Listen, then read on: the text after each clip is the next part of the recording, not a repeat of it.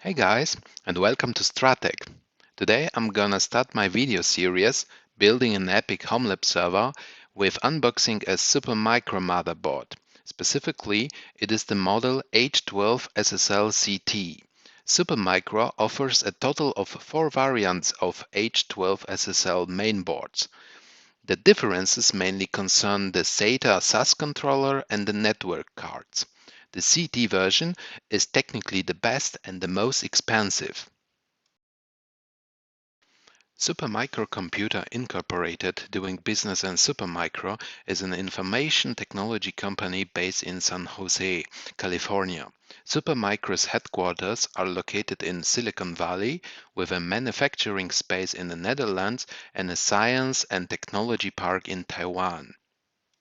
Regarding the packaging, it is an ordinary cardboard box with a Supermicro sticker, which in this case has been glued crookedly.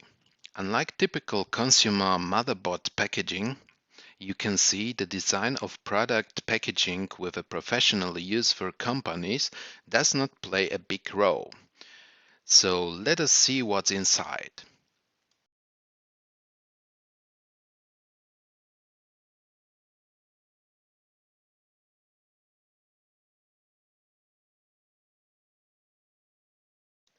In the package, we have a list of parts that should be inside, so we can check right away if the package is complete. A smaller cardboard box with a motherboard on which we take a look in a minute, and accessories.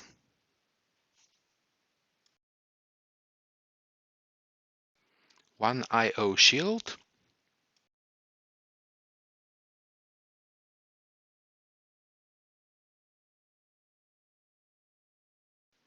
two flat SATA cables on both sides with a length of 57.5 cm,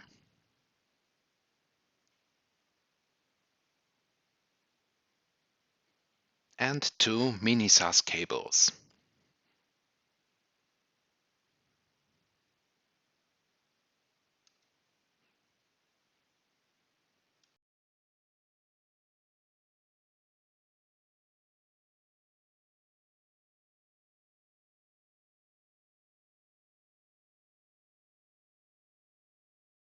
So now let's look at the motherboard.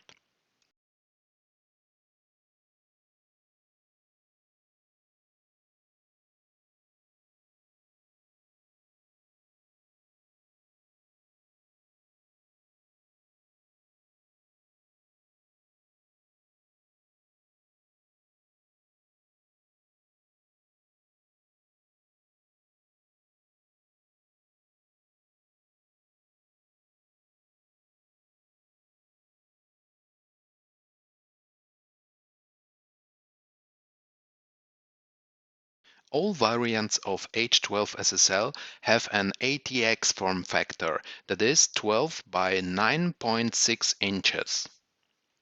H12SSL-CT is a server mainboard with socket SP3 for CPUs AMD EPYC Series 7002 ROM and 7003 Milan. In order to use an EPYC CPU 7003 series, which was introduced by AMD in March 2021, the BIOS must be updated to the version 2.0 or higher. There are a total of 8 DIMM slots. Unlike consumer motherboards with 2 channels, H12SSL-CT has an 8-channel memory bus and supports up to 2 TB registered ECC DDR4 3200 MHz SDRAM. It corrects single-bit errors and detects double-bit errors using ECC memory. The board is equipped with an S-Speed AST2500 graphic chip from Broadcom and has an VGA output. Regarding to expansion slots, we have 5 PCIe 4th Gen slots with 16 lanes, 2 PCIe 4th Gen slots with 8 lanes, and 2 M.2 4th gen slots with 4 lanes each with form factor 2280 and 2210. A SSD can be quickly installed or replaced with this practical plastic part.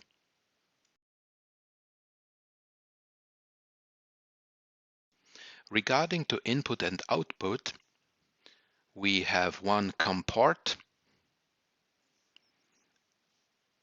8 SATA 3 ports with bandwidth of 6 gigabits per second, as well 8 SAS 3 ports with bandwidth of 12 gigabit per second. Furthermore, H12SSL-CT has 4 USB 3.0 ports, 1 USB 3.0 header, and 7 PWM 4-pin fan slots. In terms of connectivity, there are two 10 gigabit Ethernet ports and one IPMI port for remote server control. The motherboard makes a very solid impression. At the time of recording, I am still waiting for the first Milan EPIC CPUs to be available on the market, and I can't wait for assembling and configuring my EPIC HomeLab server. If you have any questions and suggestions regarding the content of the next movies in the series Building an EPIC HomeLab server, please leave a comment below and subscribe to my channel. In the description of this video you will find a link to the manufacturer's website. Thank you for watching and see you next time.